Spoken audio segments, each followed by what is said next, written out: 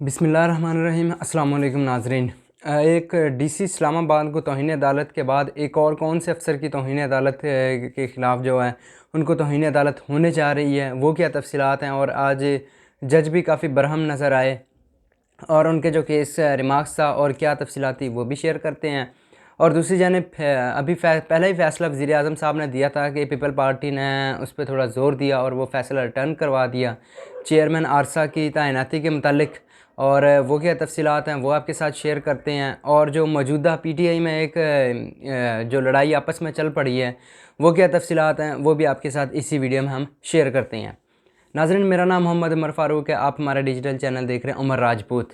सबसे पहले जो आज एक अहम डेवलपमेंट हुई कि शानदाना गुलजार और शहरियार अफरीदी की इमरान खान से मुलाकात के लिए जो इस्लामाबाद हाई कोर्ट में उन्होंने दरख्वास्त दी थी, इस्लामाबाद हाई कोर्ट ने रजामंदी उसी वक्त करवा के जेल सुपरिटेंडेंट की, तो उनके साथ जो है मुलाकात के लिए राज़ी हुए। और उसके बाद जो है उनकी मुलाकात थी और उनकी काफ़ी देर मुलाकात के बाद इंतज़ार करवाया लेकिन मुलाकात ना हुई। तो उन्होंने जो सुपरिटेंडेंट अडयाला जेल है उनके ख़िलाफ़ तौहीन अदालत की दरख्वास्त दे दी। और आज इस दरख्वास्त की समाअत थी। ये जो मुत्तहदा मजलिस अमल के जो हैं अमीर जो है वो अल्लामा राजा नासिर अब्बास साहब, उन्होंने भी जो सुपरिटेंडेंट अडयाला जेल के ख़िलाफ़ तौहीन अदालत की दरख्वास्त दी हुई थी। तो आज ये इस्लामाबाद में कार्रवाई थी और एक जस्टिस समन रिफ़त इम्तियाज़ साहिबाना ना आज शदीद बरहम थी और उन्होंने कहा कि जब रजामंदी करवा दी गई थी तो फिर मुलाकात क्यों नहीं करवाई गई। एडवोकेट जनरल पंजाब ने कहा कि जी सिक्योरिटी थ्रेट्स हैं तो इस वजह से मुलाकात नहीं करवा सके। जस्टिस समन रिफ़त इम्तियाज़ साहबा ने कहा कि अगर हमें अदालतों को थ्रेट्स आएँ तो क्या आप अदालतें भी बंद कर देंगे? ऐसा ना करें। ये कैदी और वकील की मुलाकात एक बुनियादी आइनी हक़ है, तो ये तो होनी चाहिए ना। तो इस चीज़ पर आज वो काफ़ी बरहम भी थी और उन्होंने कहा कि एडवोकेट जनरल पंजाब साहब, आप हमें तहरीरी तौर पर जवाब जमा करवाएँ। अगर मुतमईन ना हुए तो हम तौहीन अदालत का शोकाज़ नोटिस जारी करेंगे। तो ये नाज़रीन आज की डेवलपमेंट थी और बड़ी ख़बरें थी और आज वो शदीद बरहम भी थी इस चीज़ पर कि जब अदालत ने ऑर्डर किए हैं तो आपने क्यों नहीं माने उन चीज़ को। ये भी भला हो जस्टिस सदर मिनल्ला साहब का कि उन्होंने काफ़ी जो जजेस हैं, सारे जजेस काबिल एहतराम हैं हमारे लिए। तो लेकिन ये है कि इस्लामाबाद हाई कोर्ट में बहुत सारे चंद एक जजेस हैं जो बहुत ही दलेराना फ़ैसले कर रहे हैं। जैसे जस्टिस मियां गुल हसन औरंगज़ेब साहब भी थे, जस्टिस मोहसिन अख्तर कियानी साहब भी थे, जस्टिस बाबर सत्तार भी थे जिन्होंने डीसी को तौहीन अदालत में सज़ा दी है अभी हाल ही में। और ऑडियो लीक्स का भी केस उनके पास है। और जस्टिस सिमन रिफ़त इम्तियाज़ साहब, काफ़ी सारे जजेस हैं जो बिला खौफ भी फ़ैसले करते हैं। लेकिन मैं किसी पे एलिगेशन नहीं लगा रहा, ना ही कह रहा हूँ कि खौफ के साथ, लेकिन कुछ जजेस होते हैं जिनके मीडिया भी कवरेज कर रही होती है, जिनकी कार्रवाई आ रही होती है तो हमें उनका पता होता है। कुछ ऐसे होते हैं जिनका नहीं मालूमात होती क्योंकि वहाँ कोर्ट रिपोर्टर अगर मौजूद नहीं होते तो वो फ़ैसले भी देते हैं तो उनका नहीं पता लगता है। तो खैर ये थी अपडेट्स, क्योंकि जस्टिस मोहसिन अख्तर कियानी साहब की भी हमने हालिया केसेस का आपके साथ डिस्कशन की है और वो सीनियर मोस्ट हैं। अब वो chief justice Islamabad high court बनेंगे चीफ़ जस्टिस आमिर फ़ारूक साहब के बाद। जब वो सुप्रीम कोर्ट में चले गए तो उसके बाद जस्टिस मोहसिन अख्तर कियानी साहब जो हैं इस्लामाबाद हाई कोर्ट के चीफ़ जस्टिस हैं। तो ये थी इस्लामाबाद हाई कोर्ट से अपडेट। और पहले आपको पता है कि डीसी इस्लामाबाद को भी तौहीन अदालत हो गई है और वो अब भुगत रहे हैं।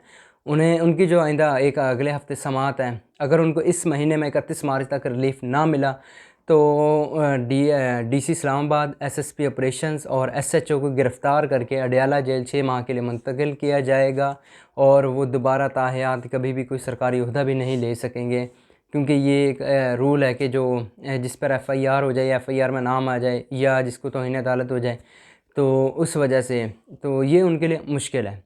दूसरी ख़बर देते हैं। अभी हुकूमत बनी ही है और मखलूत हुकूमत का यही मसला होता है कि वज़ीर आज़म शहबाज शरीफ साहब ने चेयरमैन आरसा की तैनाती की, पीपल पार्टी को उस पर तहफ़्फ़ुज़ात थे।